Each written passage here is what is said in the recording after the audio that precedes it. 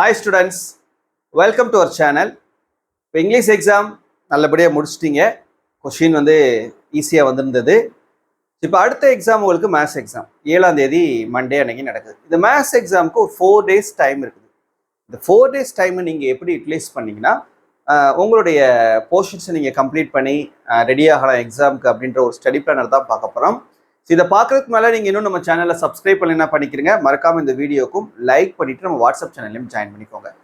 சரி, இப்போ இந்த 4 daysல எப்படி நம்ம ப்ரிப்பேர் ஆகலாம், அந்த ஒரு ஸ்டடி பிளானர் நம்ம ஒவ்வொரு சப்ஜெக்ட்டுக்கும் கொடுத்துட்டு இருக்கோம். ஸோ இதுக்கும் நம்ம பார்க்க போகிறோம்.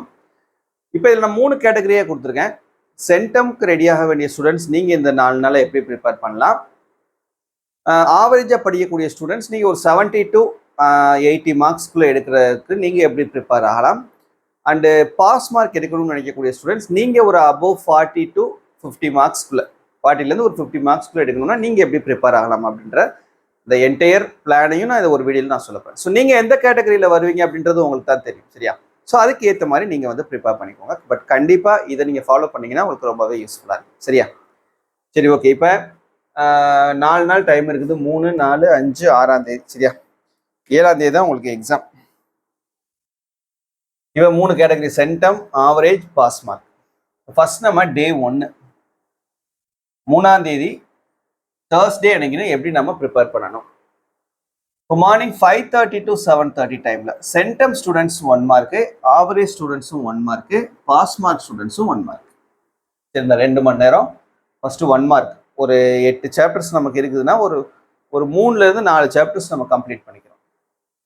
அப்புறம் ஒரு 1.5 hours பிரேக் விட்டுட்டு 9 to 12:30 இந்த டைமில் சென்டம் ஸ்டூடெண்ட்ஸ் என்ன பண்ணணும்னா சாப்டர் 1 ஃபுல்லாக கம்ப்ளீட் பண்ணிடணும். அப்புறம் 1:30 to 4:30 centum students chapter 7, 5:30 to 8:30 centum students chapter 8. அதுவே ஆவரேஜ் ஸ்டூடெண்ட்ஸாக இருந்தீங்கன்னா இந்த ஹோல் டே இந்த 3 செஷனில் நீங்கள் என்ன படிக்கிறீங்கன்னா சாப்டர் 1ம் 2ம்.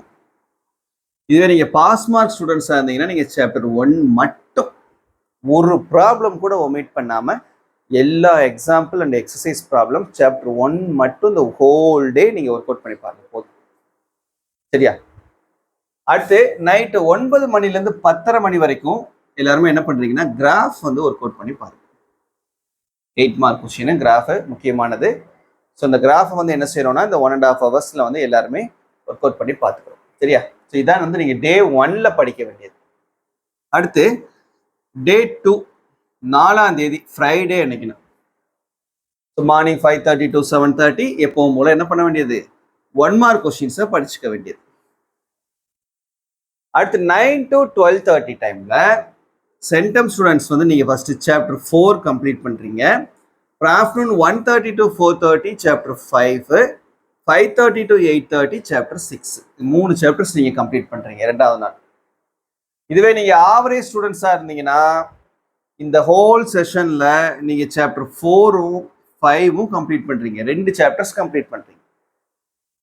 இதுவே நீங்கள் பாஸ் மார்க்ஸ் கேட்டகரி ஸ்டூடெண்ட்ஸாக இருந்தீங்கன்னா சாப்டர் 8 மட்டும், 8வது சாப்டர் மட்டும் ஒரு சம் கூட ஒமிட் பண்ணாமல் எல்லா எக்ஸாம்பிள் அண்ட் எக்ஸசைஸ் ப்ராப்ளம்ஸும் ஒர்க் அவுட் பண்ணி பார்த்துக்கணும். நைட்டு 9 to 10:30 என்ன செய்ய வேண்டியது கிராஃப் பார்த்துக்க வேண்டியது, சரியா? நெக்ஸ்ட் டே 3 5ஆம் தேதி சாட்டர்டே சனிக்கிழமை அன்னைக்கு மார்னிங் 5:30 to 7:30 1 மார்க். 9 to 12:30 அப்புறம் 1:30 to 4:30 5:30 to 8:30 இந்த டே 3ல் இந்த ஹோல் செஷன் 3 செஷனும் சேர்த்து சென்டம் ஸ்டூடெண்ட்ஸ் என்ன பண்ணுறீங்கன்னா நீங்கள் சாப்டர் 2ம் 3யும் பார்க்குறீங்க. இது கொஞ்சம் பெரிய சாப்டர்ஸ், நிறைய ப்ராப்ளம்ஸ் இருக்கும், நிறைய எக்ஸசைஸ் இருக்கும். ஸோ அதனால் இந்த 2 சாப்டர்ஸை நம்ம டே 3ல் பார்க்குறோம்.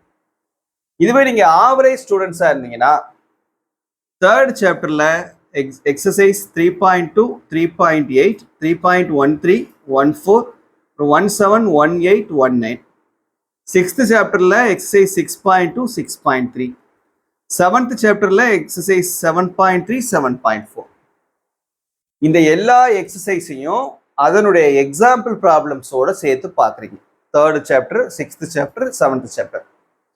இந்த 4 சாப்டர்ஸும் ஃபுல்லாக பார்த்துக்கிறோம். இந்த 3 சாப்டர்ஸில் இந்த எக்ஸசைஸ் மட்டும் அதனுடைய எக்ஸாம்பிள் ப்ராப்ளம்ஸோட சேர்த்து இந்த 3வது நாள் படிக்கிறீங்க.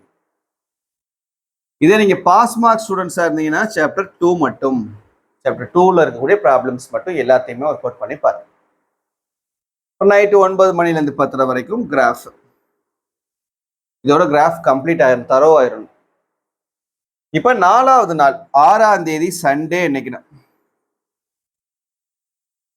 early morning 5:30 to 7:30 1 mark.